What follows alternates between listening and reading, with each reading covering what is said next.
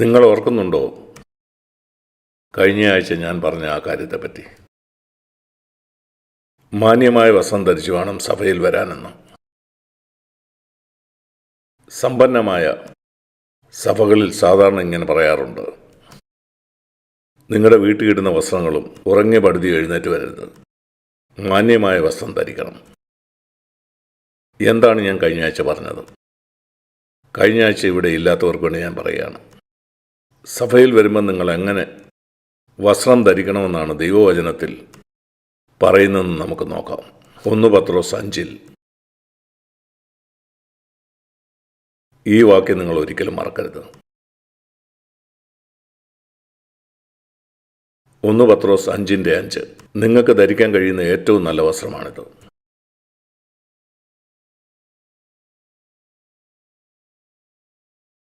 ഒന്നാമത് പറയുന്നത്, ഇളവരെ മൂപ്പന്മാർക്ക് കീഴടങ്ങുകയും. എല്ലാവരും എന്ന് പറഞ്ഞാൽ ഇവിടെ ഇരിക്കുന്ന എല്ലാവരും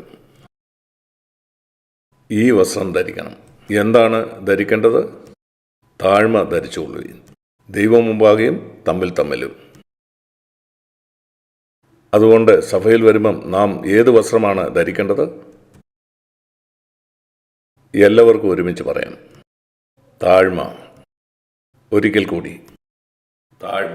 ഒരിക്കലും മറന്നു പോകരുത്. ദൈവത്തോട് മാത്രമല്ല, ഇവിടെ എന്താണ് പറയുന്നത്? തമ്മിൽ. നിന്റെ ഭാര്യയോട് താഴ്മയുള്ളവനായിരിക്കാം, നിന്റെ ഭർത്താവിനോട്, ഇവിടെയുള്ള എല്ലാ സഹോദരി സഹോദരന്മാരോടും. അവർ ഒരുപക്ഷെ നിന്നെ പോലല്ലായിരിക്കാം, ഒരുപക്ഷെ അവർ ദരിദ്രരായിരിക്കാം, അതുപോലുള്ള പല കാര്യങ്ങളും. അല്ലെങ്കിൽ നീ നഗ്നനാണ്. ഇന്ന് നിങ്ങളിവിടെ വന്നിട്ടുള്ളത് നിഗളമുള്ള ഒരാത്മാവോടുകൂടെയാണെങ്കിൽ, യേശുവിൻ്റെ നാമത്തിൽ ഞാൻ പറയട്ടെ, നിങ്ങൾ നഗ്നനായിട്ടാണ് ഇന്ന് വന്നിരിക്കുന്നത്. ഈ സഭയിൽ നഗ്നനായി വന്നിരിക്കുന്ന ഒരാളെ പോലെ നിങ്ങൾ ലജ്ജ കൊണ്ട് തല താഴ്ത്തണം. ഒരു സഭയിൽ ഒരാൾ നഗ്നനായിട്ടാണ് നിൽക്കുന്നതെങ്കിൽ അവന് സുബോധമുണ്ടെങ്കിൽ അവൻ ലജ്ജിക്കും. സുബോധമുള്ള ആരും ചിന്തിക്കും, ഞാൻ എങ്ങനെയാണ് നിൽക്കുന്നത്. അതുകൊണ്ട് ഇത് ഓർത്തിരിക്കുക, എപ്പോഴും നിങ്ങൾ ധരിക്കേണ്ട വസ്ത്രം ഈ താഴ്മയുടെ വസ്ത്രമാണ്. ഞാൻ ചെയ്യാത്ത കാര്യമല്ല ഞാൻ നിങ്ങളോട് പ്രസംഗിക്കുന്നത്. ഞാൻ ചെയ്യാത്ത കാര്യം ഞാൻ പ്രസംഗിക്കാറില്ല. CFC ആരംഭിക്കുന്നതിന് മുമ്പ് 1975 ആ വർഷമാണ് ദൈവം തൻ്റെ പരിശുദ്ധാത്മാവുകൊണ്ട് എന്നെ നിറച്ചത്. അതിനു മുമ്പ് എനിക്ക് എന്നെപ്പറ്റി തന്നെ വലിയ പല അഭിപ്രായങ്ങളും ഉണ്ടായിരുന്നു. 30 വയസ്സുള്ള ഒരു ചെറുപ്പക്കാരൻ. അതിൻ്റെ ഒരു തെളിവിതായിരുന്നു, എനിക്ക് പാപത്തിന്മേൽ ജയമില്ലായിരുന്നു. പാപത്തിന്മേലുള്ള ജയമാണ് നീ താഴ്മ ധരിച്ചിരിക്കുന്നു എന്നുള്ളതിൻ്റെ തെളിവ്. കാരണം താഴ്മയുള്ളവർക്ക് ദൈവം കൃപ കൊടുക്കുന്നുള്ളൂ. ഇതേ വാക്യത്തിൽ അത് പറയുന്നുണ്ട്. കൃപ നിങ്ങളുടെ മുകളിലുണ്ടെങ്കിൽ നിങ്ങൾക്ക് പാപം ചെയ്യാൻ കഴിയില്ല. നിങ്ങൾ എത്ര താഴ്മയുള്ളവനാണെന്ന് അറിയാനുള്ള നല്ല പരീക്ഷയാണിത്. സെഫന്യാവിൻ്റെ പുസ്തകത്തിൽ ഞാൻ മറ്റൊരു വാക്യം കൂടെ കാണിക്കാം. സെഫന്യാവ് എവിടെയാണെന്ന് അറിയാമോ? പഴയ നിയമത്തിൻ്റെ പുറകിൽ നിന്ന് 4-ാമത്തെ പുസ്തകമാണ്. പഴയ നിയമത്തിൻ്റെ അവസാനം പോയി പുറകോട്ട് തിരിച്ചു നോക്കുക. അത് മലാക്കി, സക്കറിയാവ്, ഹഗായി, പിന്നെ സെഫന്യാവ്. സെഫന്യാവ് 2-ാം അധ്യായം 3-ാം വാക്യം. ഇത് ഇപ്പം തന്നെ ശരിയായ വസ്ത്രം ധരിച്ചു നിൽക്കുന്ന ആളെ പറ്റിയാണ്. എന്ന് പറഞ്ഞാൽ നിങ്ങളിപ്പോൾ തന്നെ താഴ്മ ധരിച്ചിരിക്കുകയാണ്. ഇങ്ങനെ ശരിയായ വസ്ത്രം ധരിച്ചിരിക്കുന്നവർ സകല സൗമ്യന്മാരുമായുള്ളവർ കൂടുതൽ ന്യായവും താഴ്മയും അന്വേഷിപ്പീൻ. അതുകൊണ്ട് താഴ്മയുള്ളവരോടുള്ള ഉപദേശം എന്താണ്? കൂടുതൽ താഴ്മ അന്വേഷിക്കുക. ഇതുപോലാണത്. ലോകത്തിലെ സമ്പന്നർ അവർ കൂടുതൽ ഭംഗിയുള്ള വസ്ത്രങ്ങൾ ധരിക്കും. കർത്താവിനോടൊപ്പം നിങ്ങൾ കൂടുതൽ നടക്കുമ്പം കൂടുതൽ താഴ്മ നിങ്ങൾ അന്വേഷിക്കുക. അതാണ് ആ വസ്ത്രം. ഇന്ന് ഞാൻ ദീർഘമായിട്ട് സംസാരിക്കുകയില്ല. കാരണം ഞാൻ പ്രസംഗിച്ച് തീർത്ത ശേഷം മറ്റാരോ കൂടെ ഒന്ന് സംസാരിക്കാനുണ്ട്. അതുകൊണ്ട് ഇന്ന് നിങ്ങൾ ഓർക്കുന്നുണ്ടോ, കഴിഞ്ഞ ഞായറാഴ്ച ഞാൻ പറഞ്ഞ കാര്യം? ഈ വർഷത്തെ നമ്മുടെ ലക്ഷ്യം എന്താണെന്നാണ് ഞാൻ പറഞ്ഞത്? പുറകിൽ എഴുതിയിരിക്കുന്ന ഈ വാക്യം, മറ്റുള്ളവരോട് നമ്മൾ കരുണ കാണിക്കേണ്ടത് കർത്താവ് നിങ്ങളോട്, അതാണ് പ്രധാനപ്പെട്ട കാര്യം. കരുണ കാണിച്ച പോലെ ആയിരിക്കണം. അതാണ് നമ്മുടെ ഈ വർഷത്തെ ലക്ഷ്യം. കർത്താവ് കരുണ കാണിച്ച പോലെ, അതാണ് നമ്മൾ ചിന്തിക്കാൻ പോകുന്നത്. നിങ്ങൾ ചിന്തിക്കുന്നുണ്ടായിരിക്കാം നിങ്ങൾ കരുണയുള്ളവനാണെന്ന്. അത് പൂർണ്ണമാകുന്നത് കർത്താവ് നിങ്ങളോട് കരുണ കാണിച്ച പോലെ കരുണ കാണിക്കുമ്പോഴാണ്. ഞാനത് ധ്യാനിക്കാറുണ്ട്. ഞാൻ 64 വർഷമായൊരു വിശ്വാസിയാണ്. ഈ വർഷം 65 വർഷമാവും. എന്നാൽ ഇന്നും ഞാൻ ധ്യാനിക്കുന്ന കാര്യം, ഞാൻ എത്ര വലിയ പാപിയായിരുന്നു, കർത്താവ് എന്നോട് എത്ര കരുണ കാണിച്ചു. മറ്റുള്ളവരുടെ വീഴ്ച കാണുമ്പോഴും കുറവ് കാണുമ്പോഴും ഞാനത് ഓർക്കാനായിട്ട് എപ്പോഴും ആഗ്രഹിക്കുന്നു. അപ്പം ഞാൻ ഈ വാക്യം ഓർക്കും, കർത്താവേ, നീ എന്നോട് എത്ര കരുണ കാണിച്ചു.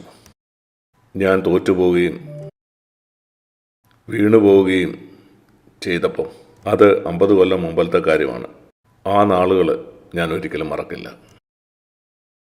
CFC തുടങ്ങിയപ്പോൾ മുതൽ കർത്താവ് എന്നോട് കരുണയുള്ളവനായിരുന്നു. എൻ്റെ ജീവിതം പൂർണ്ണമായിട്ട് മാറി. പിന്നെ അത് മുകളിലേക്കുള്ളൊരു യാത്രയായിരുന്നു.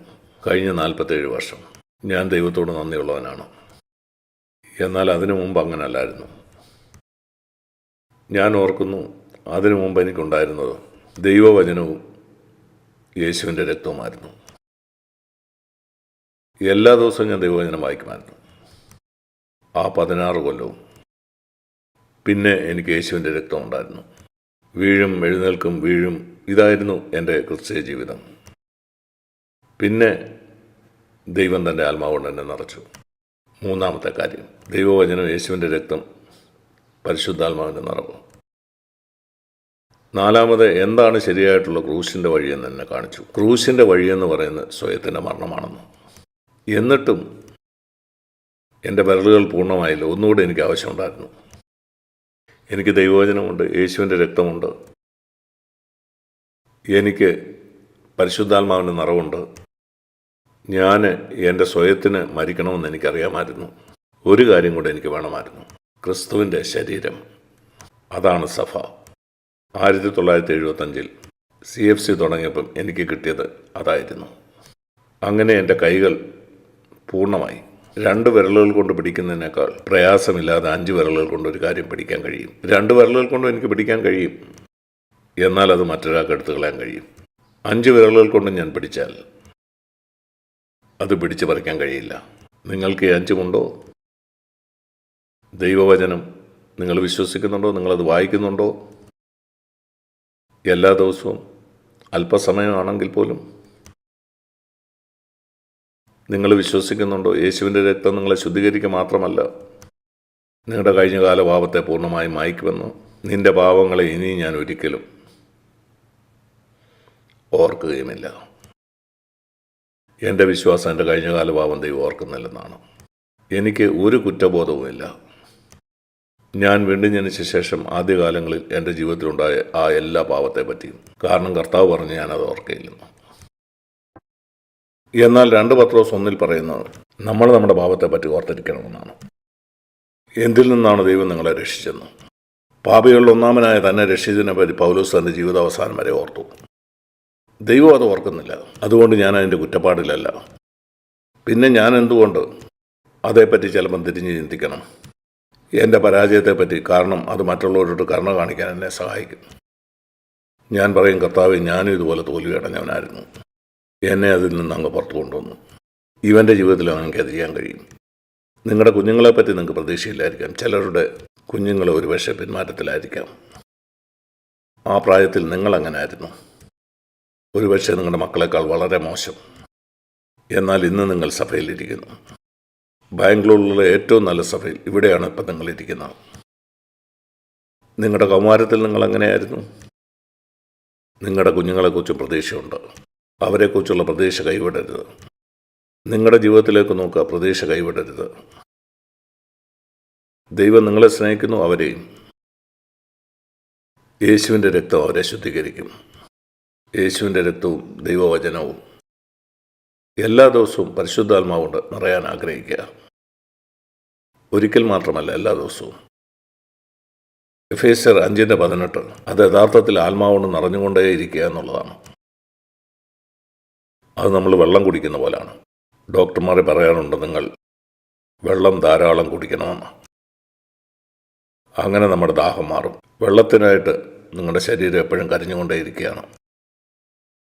നിങ്ങൾക്ക് സംവേദനാശീലമുണ്ടെങ്കിൽ നിങ്ങളുടെ ആത്മാവും കരഞ്ഞുകൊണ്ടിരിക്കുകയാണ്, എനിക്ക് പരിശുദ്ധാത്മാവിൽ നിറയണം, കൂടുതൽ പരിശുദ്ധാത്മാവിനെ എനിക്ക് വേണം. അതുകൊണ്ട് ആ വാക്യത്തിൻ്റെ അർത്ഥം ആത്മാവ് കൊണ്ട് നിറഞ്ഞുകൊണ്ടേയിരിക്കുക എന്നാണ്. അതാണ് യഥാർത്ഥ അർത്ഥം. തുടർമാനമായി പരിശുദ്ധാത്മാവിന് നിറവ് ശ്വാസം എടുക്കുന്ന പോലാണ്. ശ്വാസമെടുക്കാൻ ബുദ്ധിമുട്ടുള്ളവരുണ്ട്, അതുകൊണ്ട് അവർക്ക് ചില എക്സസൈസ് ചെയ്യേണ്ടി വരും. എന്നാൽ നമ്മൾ ഉറങ്ങുമ്പം പോലും ശ്വാസം എടുത്തുകൊണ്ടേയിരിക്കുകയാണ്, അല്ലെങ്കിൽ നമ്മൾ മരിച്ചു പോകും. 3 മിനിറ്റോ മറ്റോ നിങ്ങൾ ശ്വാസം എടുത്തില്ലെങ്കിൽ നിങ്ങൾ മരിച്ചു പോകും. ആത്മാവിൽ നിറഞ്ഞുകൊണ്ടേയിരിക്കുക. ശ്വാസം പോലെ നിങ്ങൾക്ക് പരിശുദ്ധാത്മാവിനെ വേണം. കർത്താവേ, ഞാൻ എപ്പോഴും ശ്വാസം എടുക്കുന്ന പോലെ എനിക്ക് പരിശുദ്ധാത്മാവിനെ വേണം. 4-മത്തെ കാര്യം, ക്രൂശ് വഹിക്കുക. മിക്കവാറും ഒരു സഭയിലും പറയാത്ത ഒരു സന്ദേശമാണിത്, പ്രത്യേകിച്ചും ഈ കാലഘട്ടത്തിൽ. നിങ്ങളുടെ സ്വയത്തിന് എല്ലാ ദിവസവും മരിക്കുക. ശരി, ആരെങ്കിലും നിങ്ങളെ മുറിപ്പെടുത്തി, അവർ പറഞ്ഞ ഒരു കാര്യമോ ചെയ്ത ഒരു കാര്യമോ മൂലം നീ എന്തു ചെയ്യണം? നീ നിന്നോട് തന്നെ പറയണം, ഒരു മരിച്ചവന് ഒന്നും തോന്നത്തില്ല, എനിക്ക് മരിക്കണം. അതിൻ്റെ മുറപ്പാടിൽ നിന്ന് പുറത്തു വരാൻ ഞാനും എൻ്റെ സ്വയത്തിന് മരിക്കുന്നു. തിരിച്ചെനിക്ക് അവനെ സ്നേഹിക്കണം. കാരണം അതാണ് യേശു ചെയ്തത്, അതാണ് ക്രൂശ് എടുക്കുന്നത്. കർത്താവെ, പരിശുദ്ധാത്മാവ് ഇവിടെ ഒരു മരിച്ചവനായിരിക്കാനായിട്ട് എന്നെ സഹായിക്കും. കർത്താവെ, എല്ലാ ദിവസവും എനിക്ക് ആത്മാവുകൊണ്ട് നിറയണം, സ്വയത്തിന് മരിക്കണം. ക്രൂശ് എല്ലാ ദിവസവും നന്നാക്കണം. നാം എല്ലാ ദിവസവും ദൈവവചനം വായിക്കണം. യേശു ദൈവവചനത്തിൽ അങ്ങനെ പറഞ്ഞില്ലല്ലോ, കാരണം അന്ന് പ്രിൻ്റ് ചെയ്ത ബൈബിളിലായിരുന്നു. പിന്നെ എങ്ങനെ അത് എന്നും വായിക്കണമെന്ന് പറയാൻ കഴിയും? അച്ചടിച്ച വേദപുസ്തകം നമ്മുടെ കയ്യിൽ കിട്ടിയിട്ട് 500-600 വർഷങ്ങളെ ആയിട്ടുള്ളൂ. എന്നാൽ സ്വയത്തിന് എല്ലാ ദിവസവും മരിക്കണമെന്ന് കർത്താവ് നമ്മളോട് പറഞ്ഞു, പ്രത്യേകിച്ച് നിങ്ങളുടെ ഭവനത്തിൽ. 5-മത്തെ കാര്യം, കർത്താവിൻ്റെ ശരീരം, സഭ, അത് നിങ്ങൾ ഒരിക്കലും മറക്കരുത്. നിങ്ങളിൽ പലരും കേട്ടിട്ടുണ്ടായിരിക്കും ഞാൻ ഇങ്ങനെ പറയുന്നത്. സഭ ഒരു 3 നിലയുള്ള വീട് പോലെയാണ്. അതിൻ്റെ അടിസ്ഥാനം വളരെ പ്രധാനമാണ്. ഒരു പിതാവിൻ്റെ സ്നേഹമാണ് അതിൻ്റെ അടിസ്ഥാനം. ആ അടിസ്ഥാനത്തിൽ നിന്ന് നിങ്ങൾ ഒരിക്കലും മാറിപ്പോകരുത്. എല്ലാ വിചാരവും ഭയവും ഈ അടിസ്ഥാനത്തിൽ നിന്ന് മാറുമ്പോഴാണ് സംഭവിക്കുന്നത്. അങ്ങനെ സംഭവിച്ചുകൂടാ. ഒരിടത്ത് അടിസ്ഥാനം ഇടുകയും മറ്റൊരിടത്ത് പോയി വീട് പണിയുകയും നിങ്ങൾ ചെയ്യുമോ? ബുദ്ധിയുള്ള ഏത് മനുഷ്യനും അടിസ്ഥാനമിട്ടടുത്ത് തന്നെ വീടും പണിയും. ദൈവം എൻ്റെ പിതാവാണ്, ഒരിക്കലും അവനെന്നെ ഉപേക്ഷിക്കില്ല, കൈവിടുകയുമില്ല. എൻ്റെ കഴിവിൻ്റെ പരമാവധി മുമ്പേ ഞാൻ അവൻ്റെ രാജ്യവും നീതിയും അന്വേഷിക്കും. അതോടൊപ്പം എൻ്റെ ജീവിതത്തിന് ആവശ്യമുള്ളതൊക്കെ അവൻ കരുതിക്കൊള്ളും, എല്ലാം.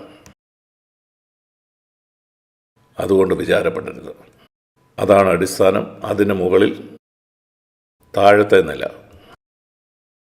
അല്ലെങ്കിൽ ഗ്രൗണ്ട് ഫ്ലോർ, ഒരു നല്ല മനസാക്ഷി. എപ്പോഴും എപ്പോഴും എപ്പോഴും ഒരു നല്ല മനസാക്ഷി സൂക്ഷിക്കുക.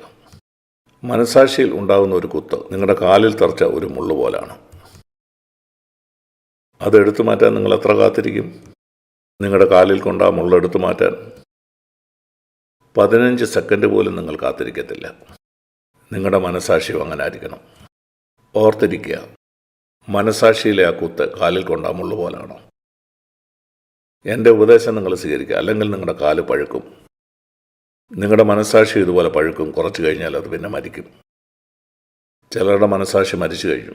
തെറ്റായ പല കാര്യം ചെയ്തിട്ട് അവർക്ക് അതിനെക്കുറിച്ച് ബോധമില്ല. അതാണ് ആ 1-മത്തെ നില. ആ 1-മത്തെ നിലയുടെ മുകളിലാണ് 2-മത്തെ നില. അത് നിങ്ങളുടെ കുടുംബജീവിതമാണ്. സഭയല്ല, കുടുംബജീവിതം. നിങ്ങളങ്ങനെയാണ് നിങ്ങളുടെ കുടുംബത്തിൽ ജീവിക്കുന്നത്. കുഞ്ഞുങ്ങളെ, നിങ്ങളുടെ മാതാപിതാക്കളെ നിങ്ങൾ കാണാൻ അനുസരിക്കുന്നു. എങ്ങനെ നിങ്ങളുടെ മാതാപിതാക്കളെ ബഹുമാനിക്കുന്നു? നിങ്ങളുടെ മാതാപിതാക്കളെ നിങ്ങൾ അനുസരിക്കാതിരിക്കുകയോ മുറപ്പെടുത്തുകയോ ചെയ്യുമ്പോൾ നിങ്ങൾ എന്താണ് ചെയ്യുന്നത്? ഭാര്യ ഭർത്താക്കന്മാർ തമ്മിൽ ക്ഷമ ചോദിക്കാനായിട്ട് പഠിക്കുക, തമ്മിൽ ക്ഷമിക്കുക. അത് പിന്നീട് ഓർക്കരുത്. ദൈവം പറഞ്ഞതും അത് തന്നെയാണ്, ഞാനത് ഓർക്കയില്ല. നിൻ്റെ ഭാര്യയോടോ ഭർത്താവിനോടോ നീ അത് പറഞ്ഞില്ലെങ്കിലും നിൻ്റെ മനോഭാവം അതായിരിക്കണം. എൻ്റെ പങ്കാളി ചെയ്ത ഭോഷത്വമായ ആ കാര്യം ഞാൻ ഓർക്കുന്നില്ല. കഴിഞ്ഞ വർഷമോ അല്ലെങ്കിൽ കഴിഞ്ഞ ആഴ്ചയോ നിങ്ങൾ ചെയ്ത ഭോഷത്വം നിങ്ങളുടെ പങ്കാളി ഓർത്തിരിക്കാൻ നിങ്ങൾ ആഗ്രഹിക്കുന്നു? കഴിഞ്ഞ വർഷമോ കഴിഞ്ഞ ആഴ്ചയോ അല്ലെങ്കിൽ ഇന്നലെയോ? എത്ര മനോഹരമായൊരു കുടുംബജീവിതമാണ്. ബലമുള്ള ഒരു രണ്ടാം നില, അച്ചടക്കമുള്ള കുഞ്ഞുങ്ങൾ, സ്വർഗം ഇറങ്ങി വന്ന ഒരു കുടുംബജീവിതം. നിങ്ങൾ ചെയ്യേണ്ടത് നിങ്ങളുടെ കുഞ്ഞുങ്ങളെ കുറ്റപ്പെടുത്തിക്കൊണ്ടിരിക്കുകയല്ല. എന്തുകൊണ്ട് അവർ നിങ്ങളെ ബഹുമാനിക്കുന്നില്ല അല്ലെങ്കിൽ അനുസരിക്കുന്നില്ല? നിങ്ങൾ ഭാര്യയും ഭർത്താവും ശരിയായിട്ടാണോ ജീവിക്കുന്നത്? അവിടെയാണ് തുടങ്ങേണ്ടത്. പിള്ളേരിൽ തുടങ്ങരുത്. നിങ്ങൾ തമ്മിലായിരിക്കണം. കുഞ്ഞുങ്ങൾ നിങ്ങളെ നോക്കിക്കൊണ്ടിരിക്കുകയാണ്. നിങ്ങൾ തമ്മിൽ താഴ്മയിൽ നടക്കുന്നെന്ന് ഉറപ്പുവരുത്തുക. തമ്മിൽ ക്ഷമ ചോദിക്കുക, അതുപോലെ തമ്മിൽ ക്ഷമിക്കുക.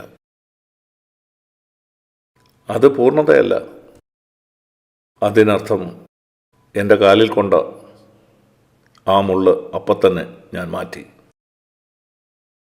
കുടുംബജീവിതത്തിൽ തറച്ച ആ മുള്ള, അല്ലെങ്കിൽ മറ്റൊരാളുടെ കാലിൽ നിങ്ങൾ മൂലം തറച്ച മുള്ള, അവരോട് ക്ഷമ ചോദിക്കുക, എടുത്തു മാറ്റുക. എങ്ങനെ അത് മാറ്റുന്നത്? ക്ഷമ ചോദിച്ചുകൊണ്ട്. അല്ലെങ്കിൽ സഭയിൽ ഒരു സഹോദരനെ നിങ്ങൾ മുറപ്പെടുത്തി, അല്ലെങ്കിൽ ഒരു സഹോദരിയെ നിങ്ങളുടെ സംസാരത്തിലൂടെ നിങ്ങളെ തന്നെ താഴ്ത്തുക. പോയി ക്ഷമ ചോദിക്കുക, അല്ലെങ്കിൽ അവനെ ഫോണിൽ വിളിക്കുക, പറയുക എന്നോട് ക്ഷമിക്കണം. നിങ്ങളുടെ ഭാര്യയോടോ ഭർത്താവിനോടോ നിങ്ങൾ ക്ഷമ ചോദിക്കുമ്പോൾ ഇങ്ങനെ ഒരിക്കലും പറയല്ലേ, ക്ഷമിക്കണം, എന്നാൽ നീ എന്താ ചെയ്തെന്ന് മറക്കരുത്. ദയവായിട്ട് അരുത്. അങ്ങനെ അല്ല ക്ഷമ ചോദിക്കേണ്ടത്. അതവനെ കൂടുതൽ കുറ്റപ്പെടുത്തുന്ന പോലാണ്. നീ ഇങ്ങനെ ചെയ്തില്ലായിരുന്നെങ്കിൽ ഞാൻ അങ്ങനെ ചെയ്യില്ലായിരുന്നല്ലോ. അങ്ങനെയല്ല അത് ചെയ്യേണ്ടത്.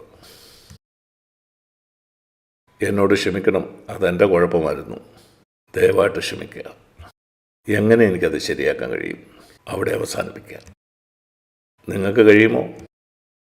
അത് പറയാൻ പ്രയാസമാണ്, തൊണ്ടയിൽ അത് കുടുങ്ങും. എന്നോട് ക്ഷമിക്കണം, അതെൻ്റെ തെറ്റായിരുന്നു, ദയവായിട്ട് ക്ഷമിക്കുക. എങ്ങനെ അത് ശരിയാക്കാൻ കഴിയും? ഈ വാക്കുകൾ ഏറ്റുപറയില്ല, ആത്മാവ് അതായിരിക്കണം. ചിന്തിച്ചു നോക്കൂ. ഇതുപോലെയാണ് നമ്മുടെ എല്ലാ കുടുംബങ്ങളും ജീവിക്കുന്നതെങ്കിൽ കുഞ്ഞുങ്ങൾ അവരുടെ മാതാപിതാക്കളെ ഇങ്ങനെ കണ്ടാൽ, സ്വർഗത്തിൻ്റെ ആത്മാവുള്ള കുടുംബങ്ങൾ നമ്മുടെ സഭയിലുണ്ടാവും. ഈ സഭ ഒരു സ്വർഗീയ അനുഭവമുള്ളടമായിരിക്കും. സ്വർഗം ഭൂമിയിൽ. അതിനുവേണ്ടിയാണ് യേശു ഭൂമിയിൽ വന്നത്. നമ്മുടെ ജീവിതം സ്വർഗതുല്യമാക്കാനാണ് യേശു വന്നത്. മുമ്പേ നമ്മുടെ ജീവിതം നരകതുല്യമായിരുന്നു. പല കുടുംബങ്ങളും നരകം പോലാണ്. ആ കുടുംബങ്ങൾ സ്വർഗതുല്യമാക്കാനാണ് CFC ആഗ്രഹിക്കുന്നത്. ഇവിടെ ഇരിക്കുന്ന ചില കുടുംബങ്ങൾക്ക് അത് സാക്ഷ്യപ്പെടുത്താൻ കഴിയും. എൻ്റെ കുടുംബം നരകതുല്യമായിരുന്നു. എപ്പോഴും വാഗ്വാദവും തമ്മിൽ തല്ലും. ഇന്നതെല്ലാം മാറി, പൂർണ്ണമായിട്ടും സ്വർഗതുല്യമല്ല, എന്നാൽ അതിനോട് വളരെ അടുത്ത്. ദൈവത്തിന് സ്തോത്രം. പിന്നെയാണ് മുകളിലത്തെ നില, അതാണ് സഭ. അതും വളരെ പ്രധാനപ്പെട്ടാണ്. കുടുംബം കൊണ്ട് നിർത്തരുത്. സഭയെന്ന് പറഞ്ഞാൽ മറ്റുള്ളവരുമായിട്ടുള്ള കൂട്ടായ്മ. നമ്മൾ സഭയിലേക്ക് വരുന്നത് പ്രസംഗം കേൾക്കാൻ വേണ്ടി മാത്രമല്ല. സഭയിൽ വന്ന് പ്രസംഗം കേട്ട് മാത്രം പോകുന്ന ഒരാളാണെങ്കിൽ നിങ്ങൾ സ്വാർത്ഥനാണ്. ഇതൊരു ഹോട്ടലല്ല. ഒരു ഹോട്ടലിൽ പോയി നിങ്ങൾ ഭക്ഷണം കഴിച്ചു കഴിഞ്ഞാൽ നിങ്ങൾ പണം കൊടുക്കും. എന്നിട്ട് എന്തു ചെയ്യും? നിങ്ങൾ തറ തൂക്കുമോ? അടുക്കളയിലെ പാത്രം കഴുകുമോ? ഇല്ല. ബൈ പറഞ്ഞ് നിങ്ങൾ പോകും. ഞാനിവിടെ ഭക്ഷണം കഴിക്കാൻ വന്നു, ബോക്സിനകത്ത് ഞാൻ എൻ്റെ പണം നിക്ഷേപിച്ചു, ഹോട്ടലിൽ പോയ പോലെ തിരിച്ചു പോകുന്നു. എന്നാൽ വീട്ടിൽ അവിടെ നിങ്ങൾ പണം ഇടുന്നില്ല. ഈ സഭയിൽ പണം കൊടുക്കണ്ട, എല്ലാം സൗജന്യമാണ്. അത് കുടുംബമാണ്. മറ്റ് സഭകൾ റെസ്റ്റോറൻറ്റ് പോലെയാണ്. അവിടെ നിങ്ങൾ പണം മുടക്കണം. ഇത് ഭവനമാണ്, റെസ്റ്റോറൻ്റ് അല്ല. അതുകൊണ്ട് ഇവിടെ ഭക്ഷണം കഴിച്ച ശേഷം നിങ്ങൾക്ക് പോകാൻ കഴിയില്ല. കഴിച്ച ശേഷം എന്ന് പറഞ്ഞാൽ പ്രസംഗം കേട്ട ശേഷം. പല കാര്യങ്ങളും ചെയ്യാനുണ്ട്. ചിലർ തറ തൂക്കും, ചിലർ ടോയ്ലറ്റ് കഴുകും, പലരും പല കാര്യങ്ങളും ചെയ്യും. ചെയ്തു തീർക്കേണ്ട പല കാര്യങ്ങൾ. ഒരു പക്ഷേ നിങ്ങൾ 80 വയസ്സിന് മേലെ പ്രായമുള്ള ഒരാളായിരിക്കാം. 80-ന് മേലെയുള്ളവരാണ് പ്രായമുള്ളവർ. മറ്റുള്ളവരൊക്കെ ചെറുപ്പക്കാരാണ്. കുറച്ച് വർഷം കൂടെ കഴിഞ്ഞാൽ എനിക്ക് 90 ആവും. ഇപ്പം ഞാൻ 80-ലാണ്. നിങ്ങൾക്ക് എന്ത് ചെയ്യാൻ കഴിയുമോ അത് ചെയ്യുക. ഒന്നും ചെയ്യാൻ കഴിയില്ലെങ്കിൽ മറ്റുള്ളവരെ ഉത്സാഹിപ്പിക്കുക. വിഷാദിച്ച് നീണ്ട മുഖമുള്ളവരായിട്ട് പോകരുത്. ലോകത്തിൽ ധാരാളം പ്രശ്നങ്ങളുണ്ട്. സന്തോഷമുള്ള ചിരിക്കുന്ന മുഖങ്ങളാണ് ഇവിടെ വരുന്നവർ കാണേണ്ടത്. ഒരുപക്ഷെ നിങ്ങൾ പറയും എനിക്കൊത്തിരി പ്രശ്നങ്ങളുണ്ട്, എന്നാൽ യേശു സിംഹാസനത്തിൽ തന്നെ ഉണ്ട്. അത് നിങ്ങളുടെ മുഖം പ്രകാശിപ്പിക്കണം. അതിന് നിങ്ങളുടെ ജീവിതം സാക്ഷിയായിരിക്കണം. വളരെ വളരെ പ്രധാനപ്പെട്ടത്. മുന്നോട്ട് പോകുന്നതിന് മുമ്പ് ഞാൻ നിങ്ങൾക്കൊരു വാഗ്ദാനം കാണിക്കാം. എബ്രായർ 13-ാം അധ്യായത്തിൻ്റെ എബ്രായ ലേഖനത്തിൻ്റെ അവസാനത്തെ അധ്യായം ഓർത്തിരിക്കുക. എബ്രായ ലേഖനത്തിൻ്റെ അവസാനത്തെ അധ്യായം. അവിടെ എന്താ പറയുന്നത്? 5-ാമത്തെ വാക്യം, 13-ാം അധ്യായത്തിൻ്റെ 5-ാം വാക്യം. നിങ്ങളുടെ നടപ്പ് ദ്രവ്യാഗ്രഹം ഇല്ലാത്തത് ആയിരിക്കട്ടെ. എന്തൊരു വാക്യം! ദ്രവ്യാഗ്രഹം ഇല്ലാത്ത ഒരു മനോഭാവം നിങ്ങൾക്കുണ്ടെന്ന് ഉറപ്പുവരുത്തുക. പണം സമ്പാദിക്കാമോ? സമ്പാദിക്കാം. ഒരു മരപ്പണി ചെയ്ത് യേശു പണം സമ്പാദിച്ചു. കാരണം അവൻ്റെ അമ്മ ഒരു വിധവയായിരുന്നു. യോസേഫ് മരിച്ചു പോയിരുന്നു. അവന് 4 ഇളയ സഹോദരന്മാരും 2 ഇളയ സഹോദരിമാരും ഉണ്ടായിരുന്നു. മർക്കോസ് 6-ൽ നാം അത് കാണുന്നുണ്ട്. അതുകൊണ്ട് അവൻ ഉൾപ്പെടെ 8 പേര് ആ കുടുംബത്തിലുണ്ട്. നിങ്ങളുടെ ആരുടെയെങ്കിലും ഭവനത്തിൽ 8 പേരുണ്ടോ? അപ്പനും അമ്മയും അതുപോലെ 6 മക്കളും വളരെ അപൂർവമാണ്. ആരും തന്നെ ഇല്ല. യേശുവിൻ്റെ കുടുംബത്തിൽ 8 പേരുണ്ടായിരുന്നു. അവൻ്റെ അമ്മ, അവന് 4 സഹോദരന്മാരും 2 സഹോദരിമാരും, 7 മക്കളും അമ്മയും. അവനാണ് കുടുംബത്തിൽ മൂത്ത ആൾ. അവനൊരു മരപ്പണിക്കാരനായിട്ട് ജോലി ചെയ്തു. കാരണം യോസേഫ് മരിച്ചു പോയിരുന്നു. അവന് 18 വയസ്സുള്ളപ്പോഴായിരിക്കാം യോസേഫ് മരിച്ചത്. അങ്ങനെ 12 കൊല്ലം അവനൊരു മരപ്പണിക്കാരനായിട്ട് ജോലി ചെയ്തു. അങ്ങനെ ജോലി ചെയ്ത് അവൻ ലാഭം ഉണ്ടാക്കി. നിങ്ങളൊരു ബിസിനസ് ചെയ്യുകയാണ്. ഉദാഹരണത്തിന് നിങ്ങളൊരു കട നടത്തുന്നു. നിങ്ങൾ മേടിച്ച വിലയ്ക്ക് തന്നെ അത് വിൽക്കുമോ, അതോ അല്പം ലാഭം ഉണ്ടാക്കുമോ? അതോ നിങ്ങൾ പറയുമോ ഞാനൊരു ആത്മീയനാണ്? വിവേകത്തോടെ പെരുമാറുക. ഞാൻ നിങ്ങളോട് ചോദിക്കട്ടെ, യേശു ഒരു മേശ ഉണ്ടാക്കിയപ്പം അവന് മരപ്പണിയായിരുന്നല്ലോ. അതൊരാൾക്ക് വിൽക്കുന്നു എന്ന് കരുതുക. അതിൽ നിന്ന് അവനൊരു ലാഭം ഉണ്ടാക്കുമായിരുന്നോ ഇല്ലയോ? നിങ്ങൾക്കെന്തു തോന്നുന്നു? ഉണ്ടാക്കുമായിരുന്നോ? ഇല്ലായിരുന്നു. നിശ്ചയമായിട്ടും അവൻ ലാഭം ഉണ്ടാക്കുന്നില്ലായിരുന്നെങ്കിൽ എങ്ങനെ അവൻ്റെ കുടുംബത്തെ പോറ്റാൻ കഴിയുമായിരുന്നു? ലാഭമില്ലാതെ വിറ്റിരുന്നെങ്കിൽ അവൻ പട്ടിണി കിടന്നേനെ. അത് നമ്മളെ പഠിപ്പിക്കുന്ന ഒരു കച്ചവടം ചെയ്യുമ്പോൾ നമ്മൾ ലാഭം ഉണ്ടാക്കണം. അത് തെറ്റല്ല. യേശു അത് തന്നെയാണ് ചെയ്തത്. അവനൊരു കസേര ഉണ്ടാക്കി ആർക്കെങ്കിലും കൊടുത്തു. അവൻ അതിൽ നിന്ന് ലാഭം കിട്ടി. ഒരുപക്ഷെ വളരെ ദരിദ്രനായ ഒരാൾക്ക് അവൻ സൗജന്യമായിട്ട് കൊടുത്തിട്ടുണ്ടാകാം വല്ലപ്പോഴും. എന്നാൽ എല്ലാവർക്കും അങ്ങനെ കൊടുത്തില്ല. അവൻ അതിൽ നിന്ന് ലാഭം ഉണ്ടാക്കി. അവൻ്റെ സഹോദരന്മാർക്ക് അവന് വസ്ത്രം വാങ്ങണമായിരുന്നു. സഹോദരിമാർക്ക് അമ്മയുടെ കാര്യം നോക്കണമായിരുന്നു. ഭക്ഷണം വേണമായിരുന്നു. നിങ്ങളുടെ ബിസിനസ്സിൽ നിന്ന് ലാഭം ഉണ്ടാക്കുന്നതിൽ ഒരു കുഴപ്പമില്ല. ആരെയും വഞ്ചിക്കരുത്. യേശു ആരെയും വഞ്ചിച്ചില്ല. എത്ര ലാഭം ഉണ്ടാക്കണമെന്ന് നിങ്ങൾ ചിന്തിക്കുക. ജീവിതത്തിൻ്റെ ചിലവ് അതുപോലെയുള്ള പല കാര്യങ്ങൾക്ക് വേണ്ടി. നസ്രത്തിൽ ലിവിങ് കോസ്റ്റ് കുറവായിരിക്കും. ബാംഗ്ലൂർ വളരെ ചിലവേറിയ പട്ടണമാണ്. ഇവിടെ ജീവിക്കാൻ നിങ്ങൾക്ക് പണം ആവശ്യമാണ്. ജീവിത ചെലവ് കൂടുതലാണ്. അതിനൊരു കുഴപ്പമില്ല, നിങ്ങൾ ആരെയും വഞ്ചിക്കാത്തിടത്തോളം കാലം. യേശുവും തനിക്ക് ജീവിക്കാനുള്ളത് കണ്ടെത്തി. നിങ്ങൾ അല്പം ലാഭം ഉണ്ടാക്കുന്നതല്ല ദ്രവ്യാഗ്രഹം എന്ന് പറഞ്ഞാൽ. എങ്ങനെ എനിക്ക് പണം കൂടുതൽ ഉണ്ടാക്കുമെന്ന് നിങ്ങൾ എപ്പോഴും ചിന്തിച്ചുകൊണ്ടിരിക്കുന്നതാണ് ദ്രവ്യാഗ്രഹം. നിങ്ങൾക്ക് വളരെ കുറച്ച് ശമ്പളം ഉള്ളെങ്കിൽ കൂടുതൽ മെച്ചപ്പെട്ട ഒരു ജോലി അന്വേഷിക്കുന്നതിൽ ഒരു പ്രശ്നമില്ല. ജീവിത ചെലവ് ഏറി വരുന്ന ഈ കാലത്തിൽ അല്പം കൂടെ സമ്പാദിക്കുന്നതിൽ ഒരു തെറ്റുമില്ല. ജീവിക്കാൻ വേണ്ടി അല്പം കൂടെ കൂടുതൽ സമ്പാദിക്കുന്നതിൽ ഒരു തെറ്റുമില്ല. അതിലൊരു പ്രശ്നവുമില്ല. അതല്ല ദ്രവ്യാഗ്രഹം എന്ന് പറഞ്ഞാൽ. അത് ജീവിക്കാൻ ശ്രമിക്കുകയാണ്. ഒന്നും ചെയ്യാതെ ജീവിക്കാൻ കഴിയുന്ന കോടീശ്വരന്മാരല്ല ഇവിടെ ഇരിക്കുന്നത്. നമുക്ക് ജീവിക്കാൻ വേണ്ടി അധ്വാനിക്കണം. അതുകൊണ്ട് ദ്രവ്യാഗ്രഹം എന്ന് പറഞ്ഞാൽ അത് ഇതാണ്. ഇവിടെ ഇരിക്കുന്ന മിക്കവരും അതുള്ളവരല്ലെന്ന് ഞാൻ ചിന്തിക്കുന്നു. എന്നാൽ പലർക്കും ഉണ്ട്. നിങ്ങൾ ശ്രദ്ധയുള്ളവരായിരിക്കണം. എന്നാൽ ഈ കാര്യമായിരിക്കണം നമ്മളെല്ലാവരും ശ്രദ്ധിക്കേണ്ടത്. നിങ്ങൾക്കുള്ളതുകൊണ്ട് നിങ്ങൾ തൃപ്തരായിരിക്കണം. അത് വളരെ പ്രധാനപ്പെട്ട ഒരു വാക്യമാണ്. അപകടം ഇവിടെയാണ്. നിങ്ങൾ മറ്റൊരു കുടുംബത്തിലുള്ള ആളെ നോക്കി നിങ്ങൾ പറയാം, ഓ, അവർക്ക് അതുണ്ട്. സാധാരണ ഭാര്യമാരാണ് ഭർത്താക്കന്മാരോട് പറയുന്നത്, എനിക്കും അത് വേണം. നിങ്ങളൊരു വീട്ടിൽ പോകുന്നു, ഓ, അവർക്കതുണ്ട്, എനിക്കതില്ല. അങ്ങനെ ദ്രവ്യാഗ്രഹം കടന്നു വരും. കൊലോസ്യർ 3-ാം അധ്യായത്തിൽ പറയുന്നു, ദ്രവ്യാഗ്രഹം വിഗ്രഹ ആരാധനയാണ്. ക്ഷേത്രങ്ങളിലൊക്കെ ഉള്ളതുപോലെ ഇവിടെ ഒരു വിഗ്രഹമില്ല. ക്ഷേത്രത്തിൽ അവർ വീണ് അതിനെ ആരാധിക്കും. എന്നാൽ നിങ്ങളൊരു വീട്ടിൽ പോകുമ്പോൾ അവർക്കുള്ള ചില കാര്യങ്ങൾ നിങ്ങൾക്കില്ലെന്ന് കാണുമ്പോൾ അത് നിങ്ങൾക്കൊരു വിഗ്രഹമാവാം. നിങ്ങൾ അതിൻ്റെ മുമ്പിൽ വീണിട്ട് നിങ്ങളുടെ ഭർത്താവിനോട് പറയും, എനിക്കത് വേണം. നിങ്ങൾക്ക് അത്യാവശ്യമുള്ള ഒരു കാര്യമാണെങ്കിൽ, നിങ്ങളുടെ ജീവിതം ആയാസമില്ലാതാക്കാൻ കഴിയുന്നതാണെങ്കിൽ ഒരു കുഴപ്പമില്ല. എന്നാൽ അത് നിങ്ങളെ മോഹിപ്പിക്കുന്നെങ്കിൽ, ഞാൻ എന്തെങ്കിലും കാണുന്നു, എനിക്കത് വേണം. കൺമോഹം എന്ന് പറയുന്നതിൻ്റെ യഥാർത്ഥ അർത്ഥം അതാണ്. ലൈംഗിക ഭാവം എന്ന് പറയുന്ന ജഡത്തിൻ്റെ മോഹമാണ്.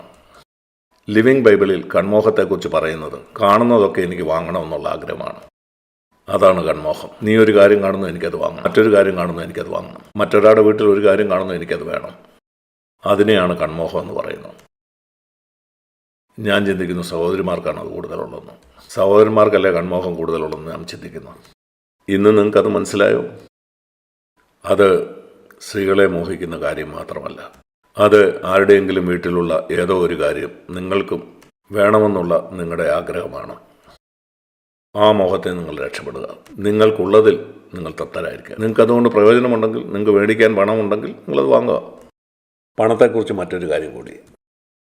സദൃശവാക്യം 6-ൽ, എനിക്കത് കാണിക്കാൻ സമയമില്ല, അവിടെ പറയുന്നത്, മടിയ ഉറുമ്പിൻ്റെ അടുക്കൽ ചെന്ന്, സദൃശവാക്യം 6-ൽ ചെന്ന് നിങ്ങളത് വായിച്ചു നോക്കുക. മടിയ, നീ ഉറുമ്പിൻ്റെ അടുക്കൽ ചെന്ന് ആ ഉറുമ്പിൽ നിന്ന് ബുദ്ധി പഠിക്കുക. ഞാൻ ആ വാക്യം നിങ്ങളെ കാണിച്ചു തരാം. വളരെ പ്രധാനപ്പെട്ട ഒരു വാക്യം. സദൃശവാക്യം 6-ാം അധ്യായത്തിൻ്റെ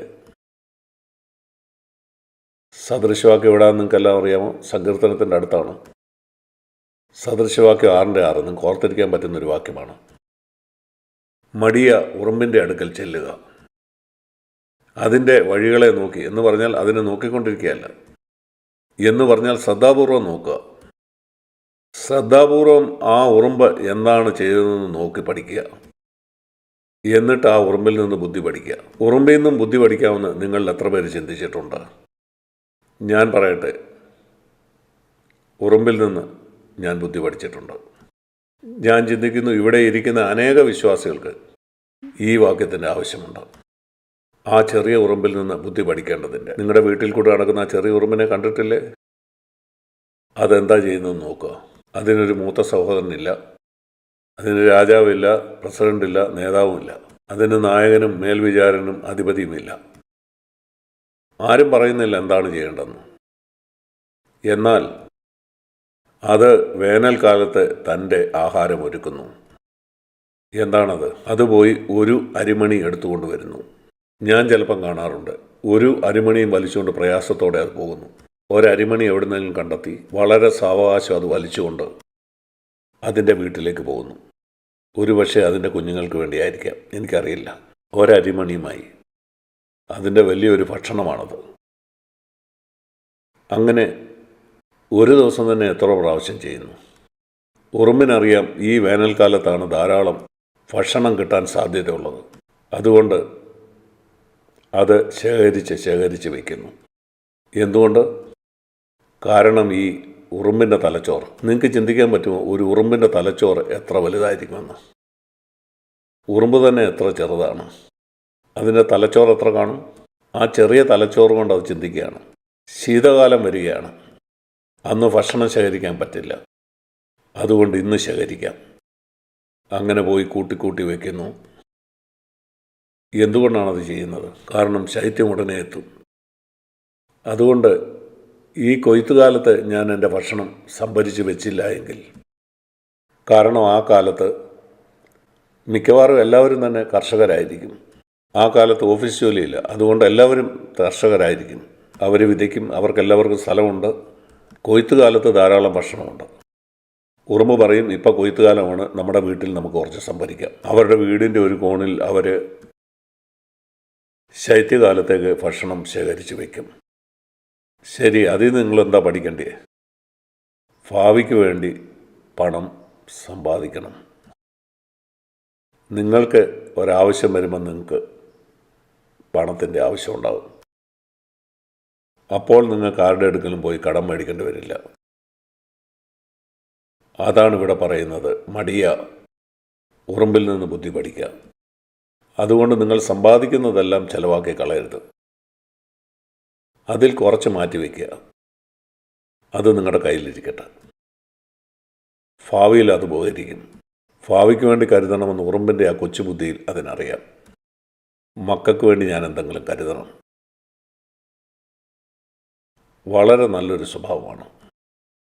ഞാൻ ചിന്തിക്കാറുണ്ട്, യേശുവിനൊരു സേവിങ് അക്കൗണ്ട് ഉണ്ടായിരുന്നു. നിങ്ങൾക്കെന്ത് തോന്നുന്നു? ഞാൻ പറയട്ടെ, അവൻ്റെ ബാങ്കർ ആരാണെന്ന്? യൂദ ആയിരുന്നു. വിശ്വസ്തമായ ഒരു ബാങ്കല്ലായിരുന്നു. യേശുവിൻ്റെ സമ്പാദ്യം സൂക്ഷിച്ച ബാങ്കായിരുന്നു അവൻ. യേശു ഒരിക്കലും ആളുകളോട് പണം ചോദിച്ചില്ല. എന്നാൽ ലൂക്കോസ് 8 നാം വായിക്കുന്നു, ആളുകൾ അവന് കൊടുത്തു, അവനത് വാങ്ങി. അവൻ ചോദിച്ചില്ല, എന്നാൽ അവൻ ജോലി കഴിഞ്ഞുകൊണ്ട് ആളുകൾ കൊടുത്തത് അവൻ വാങ്ങി. അവൻ എന്ത് ചെയ്തു? ഇന്ന് കിട്ടിയ പണം ഇന്ന് തന്നെ ചിലവാക്കണം. അല്ല, അവൻ പറഞ്ഞു, യൂദാ സൂക്ഷിക്കുക, അടുത്ത ആഴ്ച ആവശ്യം വരുമായിരിക്കും. നമ്മൾ യെരുശലേമിൽ ചെല്ലുമ്പം അവിടെ താമസിക്കാനായിട്ട് ഒരു ചെറിയ വീടിൻ്റെ ആവശ്യം വരുമല്ലോ. നമുക്കെല്ലാം പെരുവഴിയിൽ ഉറങ്ങാൻ പറ്റില്ല. ഭാവിക്ക് വേണ്ടി അല്പം കരുതി വയ്ക്കാം. അതാണ് യേശു ചെയ്തത്. അതിൻ്റെ ഫലം ഇതായിരുന്നു. യേശു ഒരിക്കലും ആരോടെങ്കിലും കടം വാങ്ങുകയോ പണത്തിന് വേണ്ടി യാചിക്കുകയോ ചെയ്തില്ല. എനിക്കും അത് പറയാൻ കഴിയും.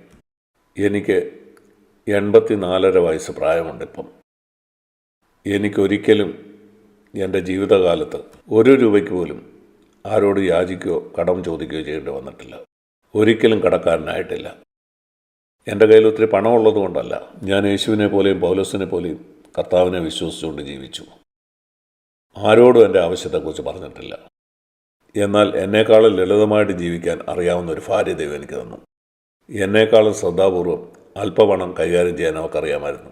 ഉള്ളതുകൊണ്ട് ഞങ്ങൾ ലളിതമായി ജീവിച്ചു. ഞങ്ങളുടെ 4 മക്കൾക്ക് ഞങ്ങൾ ഭക്ഷണം കൊടുത്തു, അവർക്ക് വിദ്യാഭ്യാസം കൊടുത്തു, അങ്ങനെ എല്ലാ കാര്യവും. പിന്നീട് അവർക്ക് സ്കോളർഷിപ്പ് കിട്ടി. അങ്ങനെ വിദ്യാഭ്യാസം പൂർത്തിയാക്കി. ദൈവമാണ് ചെയ്തത്. എന്നാൽ ഞാൻ പറയുന്ന ഇതാണ്, യേശു പണം കൈകാര്യം ചെയ്ത് എങ്ങനെയാണോ അതുപോലെ ചെയ്യാനായിട്ട് ഞങ്ങളും ആഗ്രഹിച്ചു. അല്പമുള്ളത് സൂക്ഷിക്കാം. അടുത്ത ആഴ്ചയോ അടുത്ത മാസമോ അത് ആവശ്യം വരും. യേശുവിൻ്റെ സേവിങ്സ് ബാങ്കിൽ ഒത്തിരി പണം ഉണ്ടായിരുന്നോ? നിങ്ങളെന്ത് ചിന്തിക്കുന്നു? ഇംഗ്ലീഷിൽ ഇപ്രകാരം ഒരു പദപ്രയോഗമുണ്ട്, വരികളുടെ ഇടയിൽ വായിച്ചു നോക്കുക.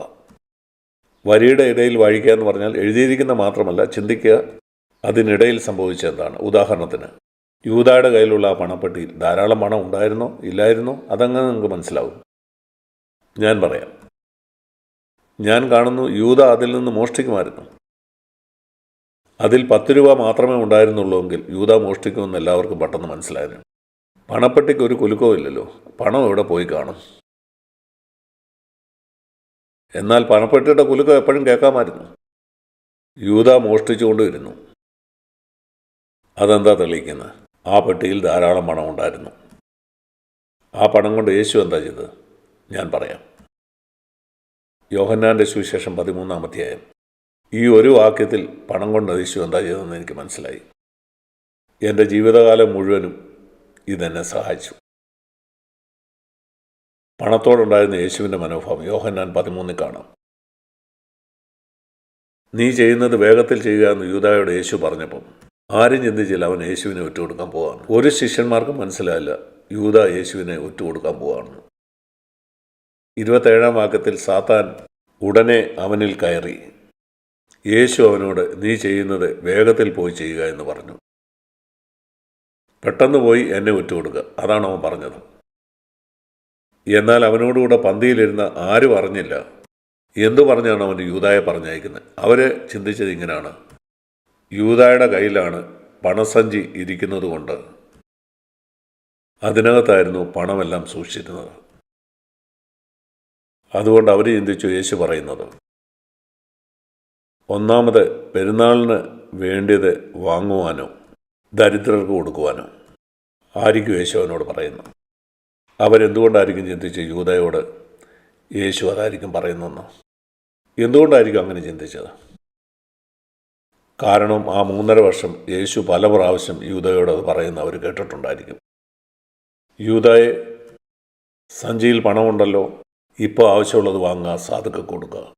അടുത്ത ആഴ്ച യൂദയെ, ഇപ്പോൾ ആവശ്യമുള്ളത് വാങ്ങുക, സാധുക്ക കൊടുക്കുക. അനേക പ്രാവശ്യം അവരിത് പറയുന്നത് കേട്ടിട്ടുണ്ടാവും. അതുകൊണ്ടാണ് അന്ത്യ അത്യാഴത്തിലും അവരങ്ങനെ ചിന്തിച്ചത്. നമുക്കിപ്പോൾ ആവശ്യമുള്ളത് വാങ്ങുക, സാധുക്ക കൊടുക്കുക. അതെൻ്റെ ജീവിതത്തിലൊരു മാർഗനിർദ്ദേശമായിരുന്നു. എങ്ങനെയാണ് ഞാൻ എൻ്റെ പണം ഉപയോഗിക്കേണ്ടത്? എനിക്ക് ആവശ്യമുള്ളത് വാങ്ങുക, സാധുക്ക കൊടുക്കുക. ലളിതമാണ്. എനിക്കെന്താണ് വേണ്ടത്? അത് ഓരോ ആളുകളെയും സംബന്ധിച്ച് വ്യത്യസ്തമായിരിക്കും. എനിക്കറിയാം, അമേരിക്കയിൽ എല്ലായിടത്തേക്കും പോകാൻ ബസ്സുകളില്ല. അവിടെ ആളുകൾക്ക് ജോലിക്ക് പോകണം, കുഞ്ഞുങ്ങൾക്ക് സ്കൂളിൽ പോകണം. ചിലപ്പം അവിടെ ഒരു വീട്ടിൽ തന്നെ 3-4 കാറ് കാണും. കാരണം 3 കുഞ്ഞുങ്ങൾ ജോലി ചെയ്യുന്നു. പോകാനായിട്ട് ബസ്സോ ട്രെയിനോ അവൈലബിൾ അല്ല. എങ്ങനെ അവർ പോകും? അപ്പന് ജോലിക്ക് പോകണം, ചിലപ്പോൾ അമ്മയ്ക്ക് ജോലിക്ക് പോകണം, അല്ലെങ്കിൽ അമ്മയ്ക്ക് കടയിൽ നിന്ന് സാധനം വാങ്ങണം. ഒരു വീട്ടിൽ തന്നെ 3-4 കാറ് ആവശ്യമാണോ? ആണ്. ഇവിടെ ഇന്ത്യയിൽ 2 കാറുള്ളവർ തന്നെ കുറവാണ്. ഒന്നാണ്. മിക്കവാറും വീട്ടിലുള്ളത് സ്കൂട്ടറാണ്. മിക്കവാറും സമയം ഞാനും ഓടിച്ചൊരു സ്കൂട്ടറാണ്. അപൂർവമായിട്ട് അമ്മയുടെ കാർ ഉപയോഗിക്കുക. അതിൽ പെട്രോൾ അടിക്കാൻ പൈസ വേണം. എന്നാൽ മിക്കവാറും ഞാൻ ഉപയോഗിച്ച സ്കൂട്ടറാണ്. അത് 42 കൊല്ലത്തോളം ഞാൻ ഉപയോഗിച്ചു. നിങ്ങൾ പലരും സ്കൂട്ടർ ഉപയോഗിക്കുന്നവരാണ്. എന്നാൽ സൈക്കിളിലായിരുന്നു കൂട്ടായ്മ ആരംഭിച്ച നാളുകളിൽ ആളുകൾ സഭയിൽ വന്നത്, അല്ലെങ്കിൽ ബസ്സിന്. അതുകൊണ്ട് നിങ്ങൾക്ക് ആവശ്യമുള്ളത് വാങ്ങുകയും സാധുക്കൾക്ക് കൊടുക്കുകയും ചെയ്യുമ്പോൾ മറ്റൊരാളല്ല നിങ്ങൾക്ക് എന്ത് വേണമെന്ന് തീരുമാനിക്കുന്നത്.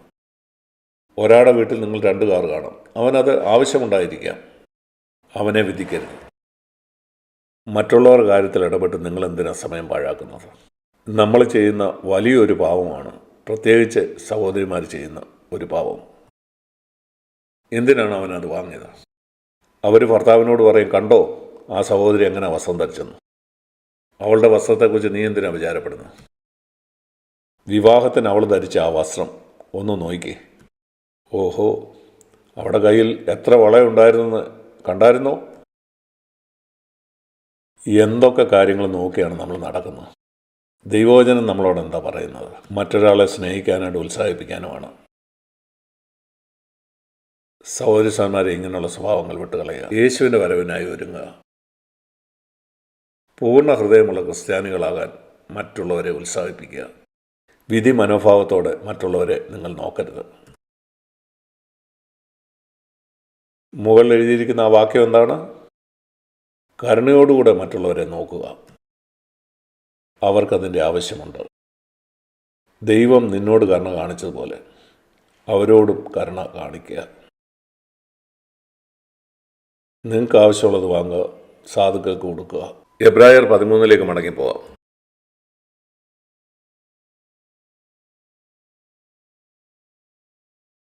നിങ്ങളുടെ നടപ്പ് ദ്രവ്യാഗ്രഹമില്ലാത്തതായിരിക്കട്ടെ.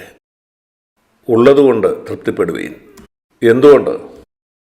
നിങ്ങളുടെ പിതാവായ ദൈവം പറയുന്നത്, ഞാൻ നിന്നെ ഒരു നാളും കൈവിടില്ല, ഞാൻ നിന്നെ ഉപേക്ഷിക്കുമില്ല, ഞാൻ നിന്നെ ഏകനായി വിടില്ല. എബ്രായർ 13:5 ഈ വാഗ്ദാനം, ഞാൻ നിന്നെ ഒരു നാളും കൈവിടുകയില്ല, ഞാൻ ഒരിക്കലും നിന്നെ ഉപേക്ഷിക്കുകയുമില്ല. നിങ്ങൾ വിശ്വസിക്കുന്നു? എത്ര മനോഹരമായൊരു വാഗ്ദാനം. അവൻ അങ്ങനെ പറയുന്നതുകൊണ്ട് അടുത്ത വാക്യം, ആകയാൽ ഇത് ശ്രദ്ധിക്കുക. നമുക്കിങ്ങനെ പറയാൻ കഴിയുമെന്നല്ല. എന്താ പറയുന്നത്? നമുക്ക് ധൈര്യത്തോടെ ഇത് പറയാം. കർത്താവ് എനിക്ക് തുണ, ഞാൻ പേടിക്കയില്ല. ഭാവിയെക്കുറിച്ചോ രോഗം വരുമെന്നോ ദരിദ്രനാകുമെന്നോ ഞാൻ ഭയപ്പെടുകയില്ല. മനുഷ്യൻ എന്നോട് എന്തു ചെയ്യും? മനുഷ്യന് നിങ്ങളെ പല വിധത്തിൽ ബുദ്ധിമുട്ടിപ്പിക്കാം. 1-ാം നൂറ്റാണ്ടിൽ അവർ ക്രിസ്ത്യാനികളെ പീഡിപ്പിച്ചു. എന്നാൽ അവർ പറഞ്ഞു, കർത്താവ് എനിക്ക് തുണ, മനുഷ്യൻ എന്ത് ചെയ്യാൻ കഴിയും? ഇത്രയേ ഉള്ളൂ, മനുഷ്യൻ എന്ത് ചെയ്യാൻ കഴിയുമെന്ന് ഞാൻ പറയാം. നിങ്ങളുടെ സ്വർഗീയ പിതാവ് അനുവദിച്ചിരിക്കുന്നത് മാത്രമേ അവർക്ക് കഴിയൂ. അത് നല്ലതല്ലേ? നിങ്ങളുടെ സ്വർഗീയ പിതാവാണ് ആ വാതിൽ കാവൽക്കാരൻ. അവൻ്റെ ദൂതന്മാരോടുകൂടെ നിങ്ങൾക്ക് ദോഷമായിട്ട് ചെയ്യാൻ വരുന്ന ഒരാൾ, അവനെ അകത്ത് വിടണമോ എന്നുള്ള കാര്യം സ്വർഗീയ പിതാവ് തീരുമാനിക്കും. നിങ്ങളിൽ ചിലർക്ക് ജോലി നഷ്ടപ്പെട്ടോ? ദൈവം അനുവദിച്ചുകൊണ്ടാണ് നിങ്ങളുടെ മേലധികാരി അത് ചെയ്തത്. ഞാനിവനെ പിരിച്ചുവിടുകയാണ്. നിങ്ങളുടെ സ്വർഗീയ പിതാവ് പറഞ്ഞു, ശരി, അവന് മറ്റൊരു ജോലിയുടെ ആവശ്യമുണ്ട്. നിങ്ങളുടെ ലൗകിക പിതാവ് അങ്ങനെ ചെയ്യുമോ? നിശ്ചയമായിട്ടും. സ്വർഗീയ പിതാവ് എത്രയധികം, ഞാൻ നിന്നെ ഒരു നാളും കൈവിടുകയില്ല, ഞാൻ നിന്നെ ഉപേക്ഷിക്കുകയുമില്ല. സാഗ്ബറെ, നീ കൊച്ചു കുഞ്ഞുങ്ങളെ പഠിപ്പിക്കുന്ന പോലെയാണ് ഞങ്ങളെ പഠിപ്പിക്കുന്നത്. അതെ, നിങ്ങളൊരു കൊച്ചു കുഞ്ഞിനെ പോലെയായി ഈ ലളിതമായ സത്യങ്ങൾ പഠിക്കണം. അത് നമ്മുടെ ജീവിതത്തെ തന്നെ പൂർണ്ണമായി മാറ്റും. ഞാൻ നിന്നെ ഒരു നാളും കൈവിടുകയില്ല, ഉപേക്ഷിക്കുകയുമില്ല. ഇതിനാൽ നിങ്ങൾ പിടിക്കണം. ദൈവം എൻ്റെ തുണയാണ്, അതുകൊണ്ട് ഞാൻ പേടിക്കുകയില്ല. മനുഷ്യൻ എന്നോട് എന്തു ചെയ്യും? അതിനുശേഷം പറയുന്നു, നിങ്ങളോട് ദൈവവചനം പ്രസംഗിച്ച് നിങ്ങളെ നടത്തിയവരെ ഓർത്തുകൊള്ളുകയും. അവരെങ്ങനെ ജീവിച്ചത്? നമ്മുടെ കയ്യിലുള്ള ഈ മലയാളം ട്രാൻസ്ലേഷനകത്ത് അത് കുറെ കൂടെ വ്യക്തമാണ്. അവരുടെ ജീവിതാവസാനം ഓർത്ത്.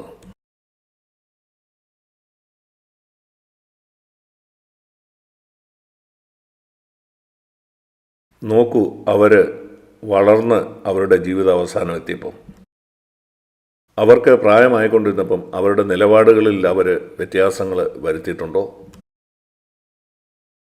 എനിക്ക് 35 വയസ്സുള്ളപ്പോഴാണ് CFC ആരംഭിച്ചത്. ഈ വർഷം എനിക്ക് 85 വയസ്സാകുകയാണ്. നിങ്ങളിൽ പലർക്കും എന്നെ വളരെ നാളുകളായിട്ട് അറിയാം. എൻ്റെ ബോധ്യങ്ങളിൽ മാറ്റമുണ്ടായിട്ടുണ്ടോ? നിങ്ങൾക്ക് ദീർഘനാളുകളായിട്ട് തന്നെ അറിയാമല്ലോ. ഞാൻ പ്രസംഗിച്ചുകൊണ്ടിരുന്നത് മാറിയിട്ടുണ്ടോ? ആദ്യ നാളുകളിൽ ഉണ്ടായിരുന്ന നിലപാടുകളിൽ നിന്ന് വ്യത്യസ്തമായൊരു നിലപാടിലാണോ ഇന്ന് ഞാൻ ജീവിക്കുന്നത്? കുടുംബജീവിതത്തെപ്പറ്റി അന്ന് പറഞ്ഞത് ഇന്ന് പറഞ്ഞത് ഒരുപോലെയല്ലേ? 50 കൊല്ലം മുമ്പ് ഞാൻ മനുഷ്യരെ ആശ്രയിച്ചില്ല, ഇന്നും ഞാൻ അങ്ങനെ തന്നെയല്ലേ ജീവിക്കുന്നത്? നിങ്ങളെ നടത്തിയവരെ ഓർത്തുകൊള്ളുവീൻ. ഞാൻ മാത്രമല്ല, മറ്റു പലരും നിങ്ങളെ നടത്തിയിട്ടുണ്ട്. ദൈവഭക്തിയുള്ള ഒരു മൂപ്പരോട് നിങ്ങൾ വളരെയധികം നന്ദിയുള്ളവരായിരിക്കണം. അങ്ങനെ ഒരു ആത്മീയ പിതാവ് നമുക്കുണ്ടെങ്കിൽ.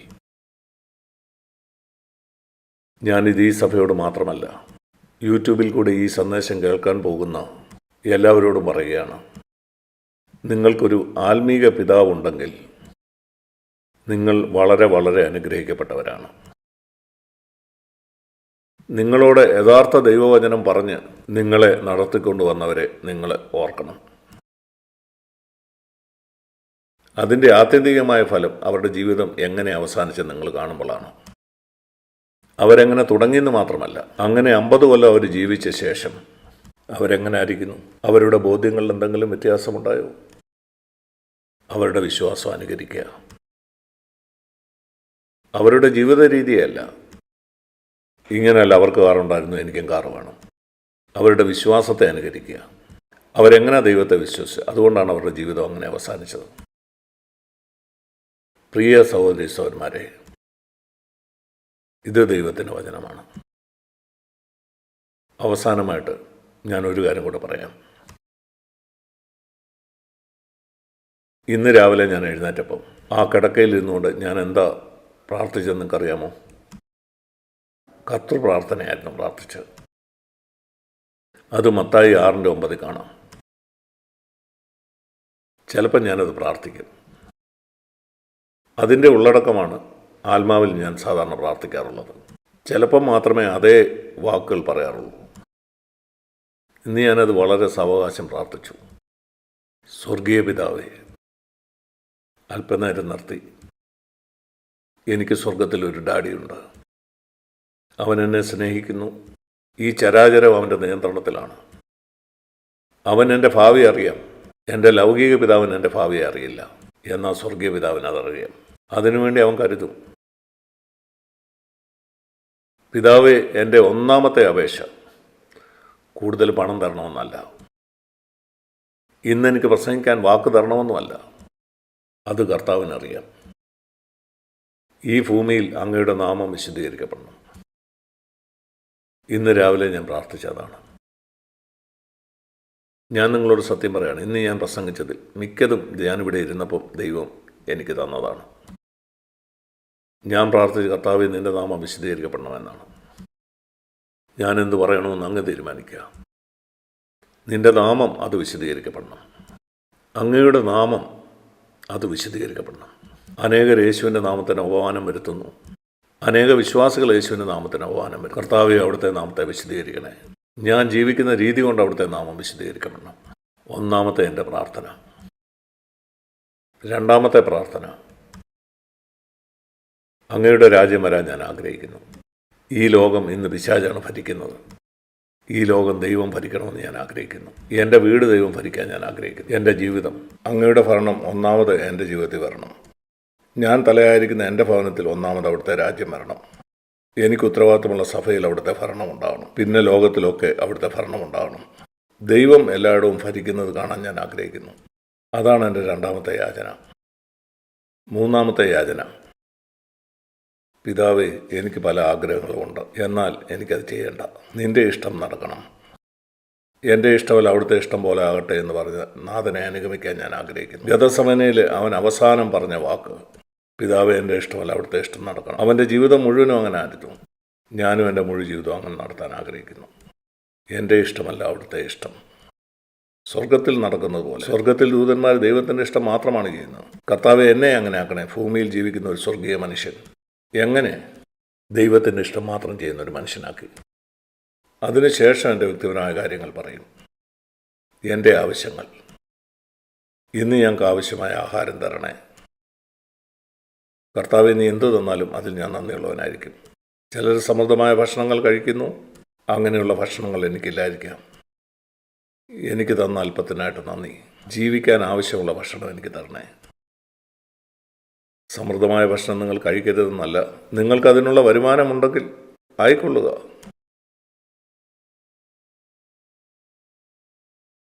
നിനക്ക് ഐസ്ക്രീം മേടിക്കാൻ കാശുണ്ടെങ്കിൽ ആയിക്കൊള്ളുക. അത് വാങ്ങി കഴിക്കുന്നതിൽ കുഴപ്പമില്ല. പ്രായമാകുമ്പം കൂടുതൽ ശ്രദ്ധിക്കണം. നിങ്ങളുടെ പഞ്ചസാരയുടെ അളവ് ശ്രദ്ധിക്കുക. ഇന്ന് ഞങ്ങൾക്ക് ആവശ്യമുള്ള ഭക്ഷണം തരണേ. അതുപോലെ ഇത് വളരെ പ്രധാനപ്പെട്ടതാണ്. 12-ാം വാക്യം, ഞങ്ങളുടെ പിഴകളെ ഞങ്ങൾ മറ്റുള്ളവരോട് ക്ഷമിച്ച പോലെ തന്നെ ഞങ്ങളോട് ക്ഷമിക്കണേ. ഞങ്ങൾ ഇവനോടും അവനോടും മറ്റവനോടും ഒക്കെ ക്ഷമിച്ച പോലെ തന്നെ. ഇവിടെ നമുക്കൊന്ന് നിൽക്കാം. ആ ആളോട് നിങ്ങളങ്ങനെ ക്ഷമിച്ച്. നിങ്ങൾ പറയും, ഞാൻ ക്ഷമിച്ചു, എന്നാൽ നീ ചെയ്തത് ഞാൻ ഒരിക്കലും മറക്കില്ല. ആഹാ, നിങ്ങൾ പ്രാർത്ഥിക്കുന്ന അവനോട് ക്ഷമിച്ച പോലെ എന്നോട് ക്ഷമിക്കണമെന്നാണ്. പിതാവെ, എന്നോടും ക്ഷമിക്കണം, എന്നാൽ ഞാൻ ചെയ്ത് ഒരിക്കലും അങ്ങ് മറക്കരുത്. ദൈവം അങ്ങനെ പറയണമെന്ന് നിങ്ങൾ ആഗ്രഹിക്കുന്നു. അങ്ങനെ ജീവിക്കേണ്ടി വന്നാൽ അതെന്നെ ഭയപ്പെടുത്തും. ഒരിക്കലെങ്കിലും ദൈവം എന്നോട് അങ്ങനെ പറഞ്ഞു, ഞാൻ നിന്നോട് ക്ഷമിച്ചു, എന്നാൽ നീ ചെയ്തത് ഞാൻ മറക്കില്ല. നിങ്ങൾ മറ്റുള്ളവരോട് അങ്ങനെ പറയുമോ? എന്നാൽ മറ്റുള്ളവർ നിന്നിൽ കാണുന്നതല്ലേ, ഞാൻ ക്ഷമിച്ചു, എന്നാൽ നീ ചെയ്തത് ഞാൻ മറക്കില്ല. അത് അധർമ്മമാണ്, പൈശാചികമാണ്. മറ്റുള്ളവരോട് ക്ഷമിച്ചതുപോലെ തന്നെ ഞങ്ങളോട് ക്ഷമിക്കണമേ. നമ്മളെ മുറിപ്പെടുത്തിയവരോടും ദോഷം ചെയ്തവരോടും. കർത്താവെ, എനിക്ക് പരീക്ഷകൾ ജയിക്കാൻ കഴിവില്ല. അതുകൊണ്ട് കർത്താവെ, എനിക്ക് ജയിക്കാൻ കഴിയാത്ത പരീക്ഷകളിലേക്ക് എന്നെ നടത്തരുത്. അതാണ് എൻ്റെ അർത്ഥം. ദൈവം അതിനെ അനുവദിക്കത്തില്ല, എന്നാലും നാം അങ്ങനെ പ്രാർത്ഥിക്കണം. പിതാവെ, ചില പരീക്ഷകൾ വളരെ ശക്തമാണ്, അത് നീ അനുവദിക്കരുത്. എനിക്ക് ജയിക്കാൻ കഴിയാത്ത ശക്തമായ പരീക്ഷകളിലേക്ക് എന്നെ നടത്തരുത്. കർത്താവെ, എന്നോടൊപ്പം നിൽക്കണേ. അങ്ങനെയുള്ള പരീക്ഷകൾ ഉണ്ടാകുമ്പോൾ ദുഷ്ടങ്കിൽ നിന്ന് എന്നെ കാത്തുകൊള്ളണേ. എനിക്ക് എന്നെ തന്നെ കാക്കാൻ കഴിയില്ല, അങ്ങനെ രക്ഷിക്കണേ.